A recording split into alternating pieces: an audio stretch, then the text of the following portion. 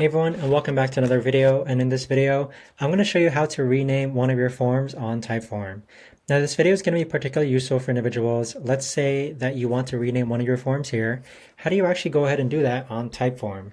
Now this video is going to be short, sweet, and simple, guys. There's not going to be a lot of steps involved. So if you also haven't signed up for Typeform just yet, you can use my link down below in order to sign up. It would greatly appreciate and support the channel. Now once you're logged on to Typeform, what you want to do is that you want to go ahead and find the form that you want to rename. Then you want to click on these three dots, and then you want to go ahead and click on rename. Okay, so you might need to just scroll down a bit to actually rename your form. So once you click on rename, here is where you're going to enter the new name for your form.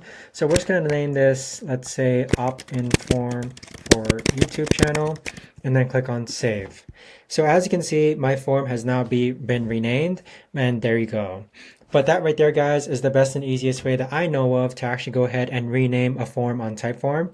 If you guys know of a better or easier way to actually do this, let me know in the comments down below. I would love to know. Thanks so much for watching, everyone, and I'll see you guys all in the next video.